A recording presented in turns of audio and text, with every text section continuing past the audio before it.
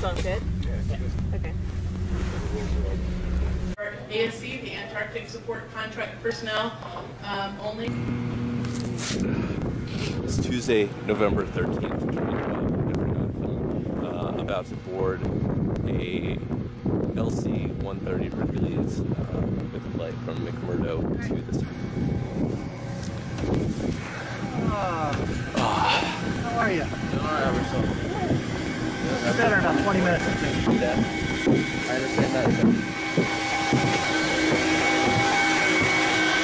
The airplane, go out and go to the right. Yesterday at another camp, we almost had 3 people turn left into Proctor.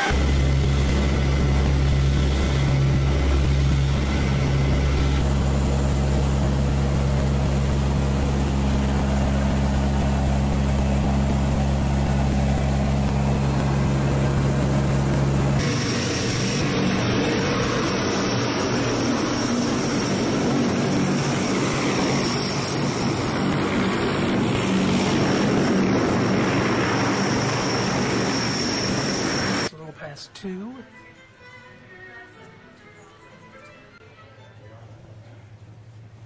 I can see it. Oh, he's...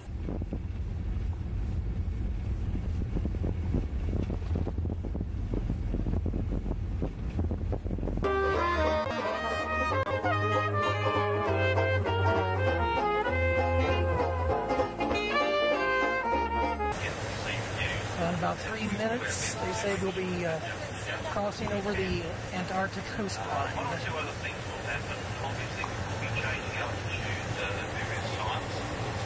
And most importantly, in order to get to the best viewing area and also to improve the waving view, we do change the speed of the aircraft quite a lot. And that will show the engines considerably. I don't think there's anything wrong. It's just something we have to do to give you the best possible view. So once we get a little bit closer, we're not going to do that yet. You will get some glimpses down both sides. Probably a little bit better glimpses, I guess. This cloud is definitely breaking up this forecast. And as we get further down towards the south, we'll start to see glimpses of the evening. Just remember what I said before, I use the philosophy for describe the stadium. Once you've seen it, you know exactly what it is. So, get your cameras ready, very, very spectacular. The mountain in this area is about 3,400 kilometers thick. And going on the left, if you look out to the horizon, you can see the Ross Sea. The Ross Sea was named after James Ross, and for those that bought your compasses that were hoping to cross the South Magnetic Pole, the reason this area was first explored was because they were looking for the South Magnetic Pole. The right side had the aircraft track up, and now on the left you're seeing those great little feeder glaciers that head down to the French pack.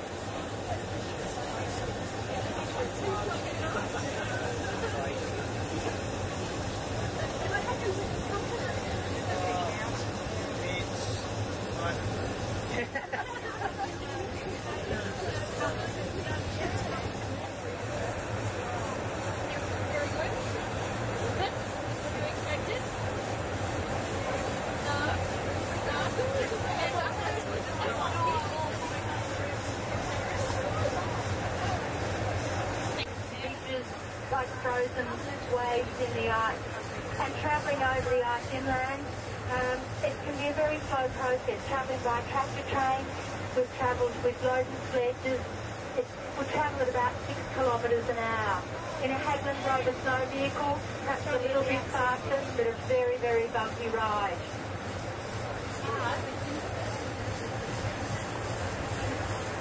The ice cap can be 3 kilometres to 4 kilometres thick, so you can see here it's swirling very slowly, sometimes only moving millimetres a year, as it heads comes descending down towards the ocean.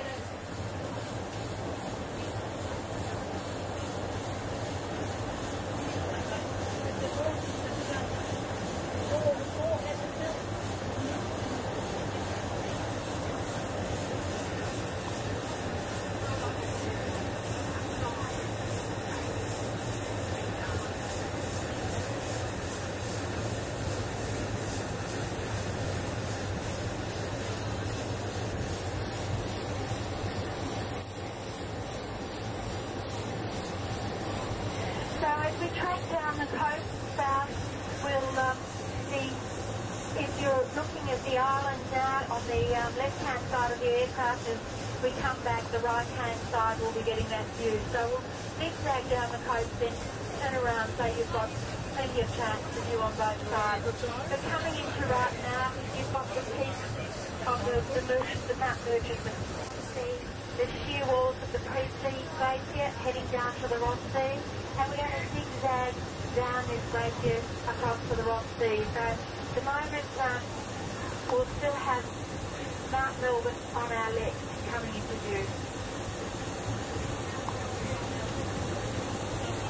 And looking out to the Southern Coast Mountain Range on your left. Again, you can just see in the foreground I was talking about what the plateau ice looks like. Firm, the flight lines where it's wind swept and very treacherous. In a few little spots coming into view, it's not quite so white, it's sort of a grey colour, and that's where it's polished blue ice, the wind's blowing off that, very treacherous, you wouldn't even see.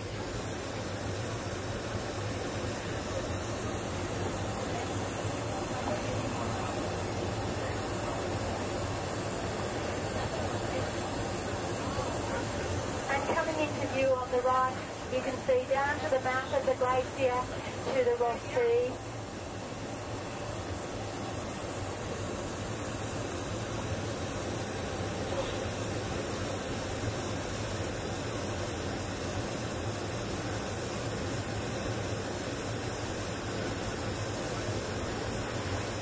And on the right of the aircraft, as you look down into the distance, you can just see the shape of Cape Washington, which marks the part of the start of the Ross Sea. Sorry, Dave.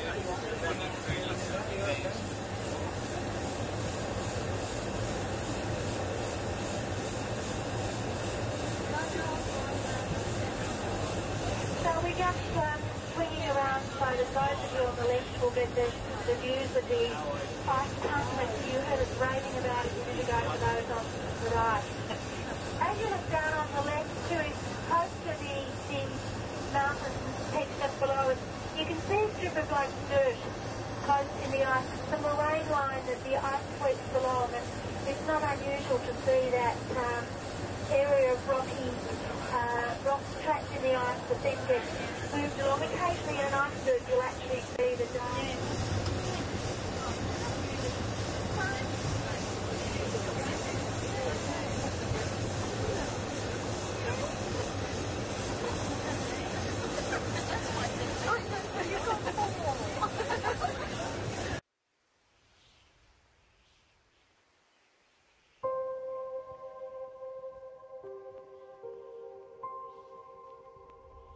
It's a special place. You feel connected. You're at the place that everything centers around. It was very emotional for me. It's like to be on another planet. The trip itself was a thrill, just from the standpoint of aviation. I've never been on anything where the plane lands on skis. That was a dream since I was a little kid. The feeling I got when I arrived at the South Pole and the door opened was just sheer amazement. Looking when you get out and seeing the radio telescopes and the most cutting-edge things on the planet. The work that's going on there is breaking new ground. It's important, very important work. We were invited to visit the South Pole Station. It was very interesting. I felt like I would be in Star Trek. This is our greenhouse. It's our only source of fresh food in the winter. They had everything. They had a gym, they had a cinema. Incredible. An amazing place.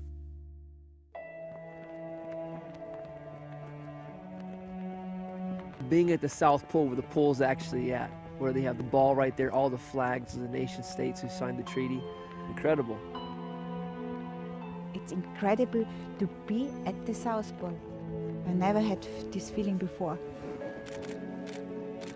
For me, one of the best parts was to see the elation and all the people that were there. Thank you. You know, I think it's something that a lot of people have been dreaming about.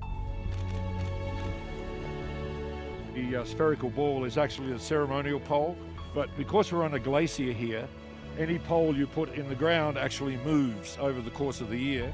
So what we have over at the American flag is what we call the real pole. Every year they survey that to make sure it's at 90 degrees south. It was a historic moment to stand at the pole and just reflect about the hardships that the first people that got there went through, just to stand there and to say they'd been there and to tell people what it was like.